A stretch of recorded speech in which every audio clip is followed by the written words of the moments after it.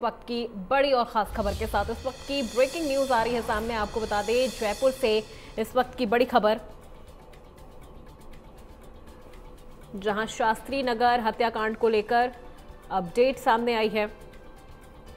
MLA Gopal Sharma की police से धक्का मुक्की हुई है। विधायक की डीसीपी से हुई नोकझोंक। तो आपको बता दें कि एमएलए गोपाल शर्मा की पुलिस से धक्का मुक्की हुई है। विधायक की डीसीपी से नोकझोंक हुई है। डीसीपी राशि डोगरा और गोपाल शर्मा उलझे विरोध में विधायक धरने पर बैठ गए।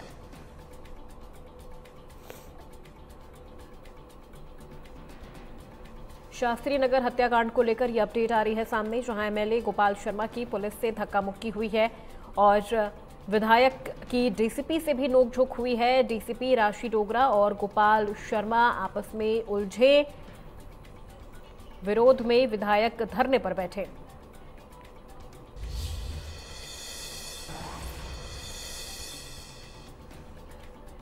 तो इस वक्त की बड़ी जानकारी आ रही है सामने। शास्त्री नगर हत्याकांड मामले में ये बड़ा अपडेट। एमएलए गोपाल शर्मा की पुलिस से धक्का मुक्की और इंडिया न्यूज राजस्थान पर ये सुपर एक्सक्लूसिव तस्वीरें आपको दिखा रहे हैं, जहां पर शास्त्री नगर हत्याकांड को लेकर ये अपडेट सामने आया है।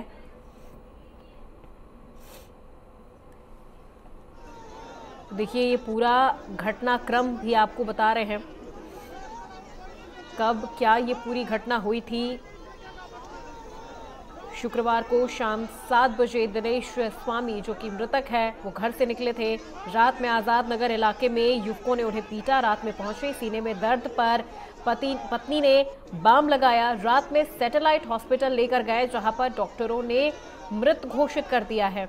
रात को परिवार वालों ने शास्त्री नगर पुलिस को सूचना दी और उसी दिन 2 बजे रात में आरोपी शाहरुख को पुलिस ने उसके घर से गिरफ्तार कर लिया। शनिवार को सुबह शास्त्री नगर थाने में हंगामा किया गया, जाम लगाया गया और सुबह बीजेपी विधायक गोपाल शर्मा शास्त्री नगर पहुंचे। दोपहर गोपाल शर्मा थाने के सामने ही धरने पर बैठ गए हैं। 2 बजे से ही धरने पर बैठ गए हैं विधायक गोपाल शर्मा।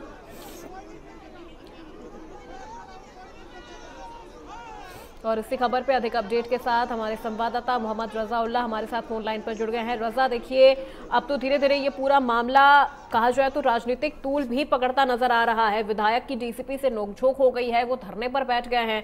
क्या कुछ अपडेट इस पूरे मामले में? बिल्कुल, देखिए राजधानी जयपुर के शास्त्री नगर थाना इलाके में जिस तरह से कल देर रात को युवक दिनेश स्वामी हत्याकांड मामले को लेकर आज जबरदस्त आक्रोश पूरी राजधानी जयपुर में देखने को मिला था, जहां पर परिजनों की तरफ से और विधायक गोपाल शर्मा तथा विधायक बाल मुकुट आचार्य के नेतृत्व के अंदर शास्त्री नगर जो थाने के अंदर धरना प्रदर्शन है वो किया गया था। तस्वीरों में देखा जा सकता है किस तरीके से विधायक और जो डीसीपी सहित अन्य अधिकारी है उनके साथ की नोकझोंक हो रही है, धक्का मुक्की यहाँ पर होती हुई नजर आ रही है।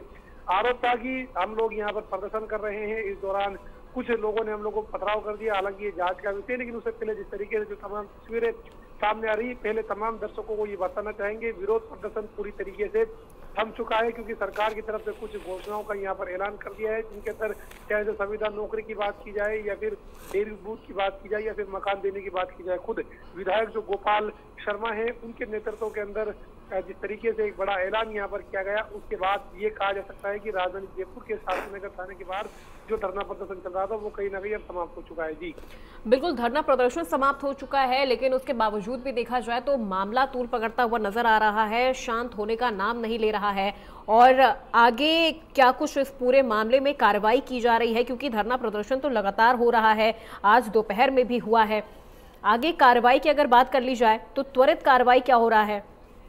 देखिए, साफ तौर पर जो सबसे पहले कार्रवाई है वो आरोपियों की गिरफ्तारी के लिए पुलिस की तरफ से विशेष टीमों का गठन कर दिया गया है। अलग अलग इलाकों में छापेमार कार्रवाई को अंजाम दिया जा रहा है। एक आरोपी को कल देर रात को ही पुलिस ने घर से गिरफ्तार कर लिया था। आरोपी का नाम शाहरुख है। आरोपी ई रिक्शा में सवार होकर जा रहा था। इस दौरान गाड़ी आगे पीछे लेने की बात को लेकर विवाद हो गया। विवाद इतना गहरा हो गया कि दोनों में झड़प हो गई। झड़प होने के बाद जो मृतक दिनेश स्वामी है वो अपने घर पर चले गए थे। घर पर चलने के बाद सीने में दर्द हुआ, जिसके बाद जो विक्स बाम है वो पत्नी की तरफ से लगाई गई और जब दर्द ज्यादा हुआ तो उनको अस्पताल ले जाया गया। अस्पताल में ये कहा जा सकता है कि मर्द जो दिनेश स्वामी है उनको घोषित कर दिया गया, जिसके बाद शास्त्री नगर थाना पुलिस को सूचना दी गई। शास्त्री नगर थाना पुलिस मौके पर पहुंची और पूरे मामले की रिपोर्ट लेने के बाद यहाँ पर जो जांच है वो की गई। तो एक आरोपी को गिरफ्तार कर लिया गया है। 2 आरोपियों की गिरफ्तारी के लिए अलग अलग इलाकों के अंदर जो छापेमारी कार्रवाई है वो अंजाम दी जा रही है। जी बिल्कुल रजा, क्योंकि एक आरोपी तो गिरफ्तार हो गया है, शाहरुख को गिरफ्तार कर लिया गया है, बाकी दोनों युवकों को लेकर भी जो दबिश है वो दी जा रही है।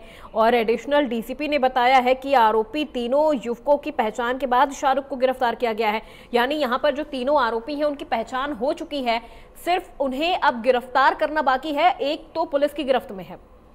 बिल्कुल साफ तौर पर देखिए, अगर आरोपियों की पहचान की बात की जाए तो सुबह 8 बजे जब एडिशनल डीसीपी बजरंग सिंह शेखावत की तरफ से ये बयान जारी किया गया था, क्योंकि काफी संवेदनशील मामला था। व्हाट्सएप और सोशल मीडिया पर ये वायरल किया जा रहा था कि राजधानी जयपुर में युवक की चाकू घोंपकर हत्या कर दी गई।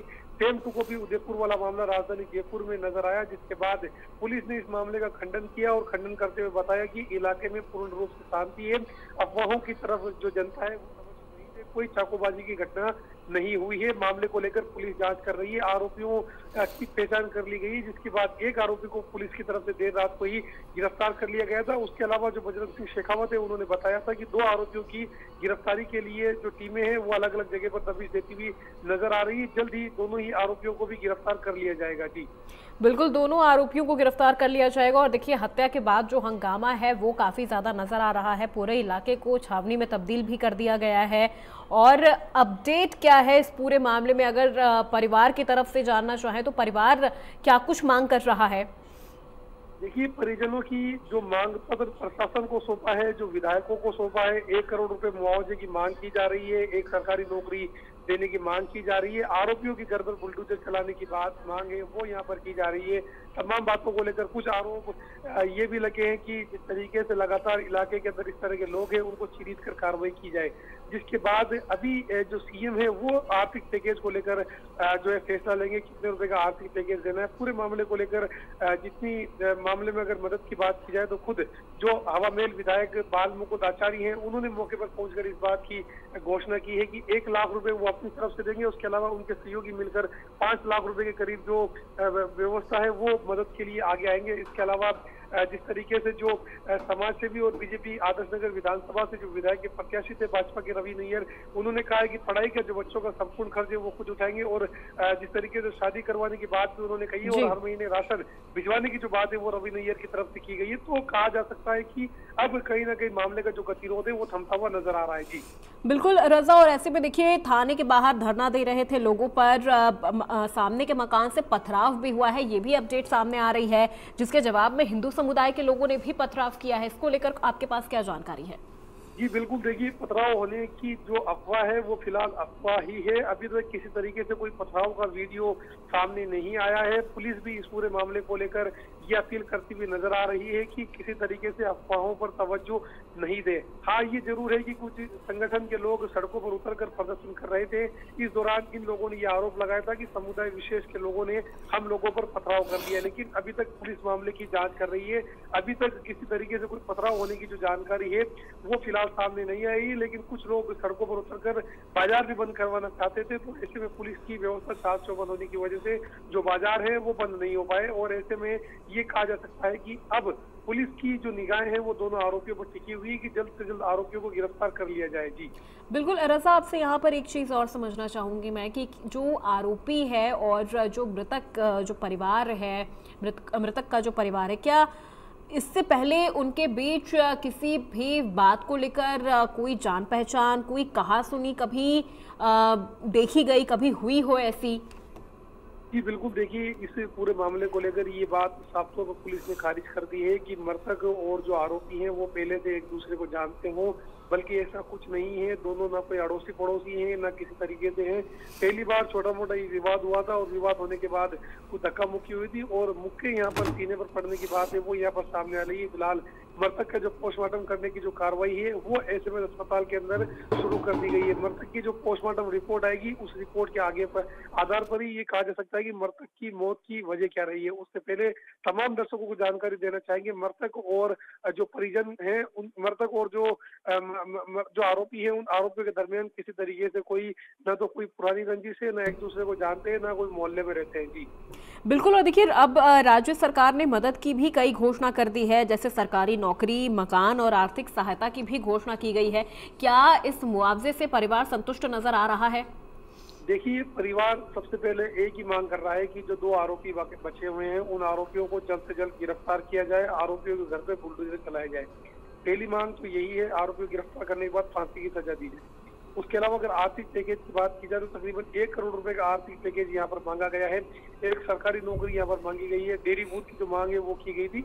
डेयरी बूथ की मांग राजस्थान सरकार की तरफ से मान ली गई है। उसके अलावा संविदा नौकरी की बात जो है वो भी मान ली गई है। और उसके अलावा एक और जो मकान की है, वो मकान की जो मांग है वो भी मांग ली गई है। बच्चों का पढ़ाई का खर्च रवि नैयर की तरफ से उठाने के लिए जो बात है वो कही गई है। लेकिन आर्थिक मुआवजे को लेकर जो सीएम के स्तर पर ही फैसला हो पाएगा, क्योंकि इस पूरे मामले को लेकर सीएम ही घोषणा कर सकते हैं कि क्या कुछ आर्थिक पैकेज यहाँ पर परिजनों को देना चाहिए। फिलहाल आर्थिक पैकेज की जो बात है वो अभी तक अनबन चल रही है, बन नहीं पाई है। जी बिल्कुल। और रजा, देखिए, विधायक बाल मुकुंदाचार्य की तरफ से 1 लाख रुपए की घोषणा की गई है, 1 लाख रुपए देने की। क्या ये बात सही है? बिल्कुल। देखिए, सबसे पहले जैसे ही जानकारी मिली थी, इलाके के अंदर भाजपा नेताओं का जो पहुंचने का जो दौर है वो शुरू हो गया था, जिसके बाद हवामेल विधायक स्वामी बाल मुकुंद आचार्य मौके पर पहुंचे थे। और मौके पर पहुंचने के बाद, क्योंकि जो मृतक की पत्नी है वो ये विकलांग है और 2 छोटे छोटे बच्चे हैं, सबसे पहले इंडिया न्यूज ने अपनी स्क्रीन पर दिखाया था कि किस तरीके से गरीब परिवार से जो मृतक है वो ताल्लुक रखता था। पूरे परिवार की जो जिम्मेदारी है वो इनके पूरी जिम्मेदारी मृतक के ऊपर ही थी। उसके बाद अब ये कहा जा सकता है कि 1 लाख रुपए तो स्वामी बाल मुकुंद आचार्य ने अपनी तरफ से देने की घोषणा की है। इसके अलावा उन्होंने इंडिया न्यूज से खास बातचीत के दौरान ये भी कहा है कि वो अपने जो करीबी लोग हैं उनसे बात करने के बाद में जो तकरीबन 5 लाख रुपए हैं वो अब मृतक के परिजनों को देंगे। जी बिल्कुल, बहुत शुक्रिया रजा पूरी जानकारी के लिए।